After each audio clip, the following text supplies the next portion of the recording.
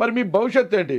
పసుపు జెండా వైపు వెళ్తున్నారా, కాషాయపు జెండా వైపు వెళ్తున్నారా, గ్లాసు దగ్గరికి వెళ్ళబోతున్నారా? ప్రస్తుతానికైతే అటువంటి నిర్ణయం లేదు. నాకైతే పార్టీ పిలవడం లేదు. నేను అన్నాను చాలాసార్లు మా జిల్లా ప్రెసిడెంట్ గారితో, సార్ మీరు పిలవడం లేదు, నేను అటు వెళ్ళడం లేదు, ఏంటి పరిస్థితి అంటే, రఘు మీరు అలాగడిగితే ఎలా అనేసి నవ్వుతూ మాట్లాడుకోవడం జరిగింది. చూద్దాం భవిష్యత్తు ఎలాగ నిర్ణయిస్తుందో. నేనైతే వాస్తవంగా మేము అనుకున్న స్థాయిలో మాకు గౌరవం ఇచ్చింది జగన్మోహన్ రెడ్డి గారు, ఎమ్మెల్సీ ఇచ్చి.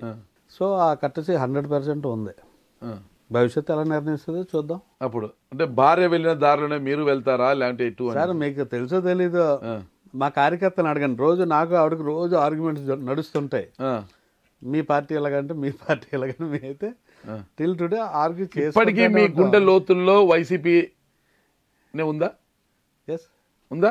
మనస్ఫూర్తి చెప్పండి, ప్రమాణం చేసి చెప్పండి. అంటే నాకు అన్యాయం జరిగింది, దానికి కారణాలు కొన్ని కారణాలు ఉన్నాయి. ఏంటంటే నాయకుడి మాట వినలేదో, లేకపోతే నాయకుడి మాట గౌరవించలేదో, లేకపోతే నాయకుడు చెప్పింది చేయలేదన్న ఒక ఆలోచనతో పార్టీ చేసి ఉండొచ్చు. కడుబండ శ్రీనివాస్ గారికి ధనంజయ రెడ్డి గారికి, ఐఏఎస్ ధనంజయ రెడ్డి గారికి ఉన్న అనుబంధం ఏంటి? మీకే బాగా తెలియాలి సార్. అంటే యాక్చువల్గా కడుబండ శ్రీనివాస్ గారు చెప్పడం, ఆయన క్లాస్మేట్స్ ఫ్రెండ్స్ అని చెప్తారు.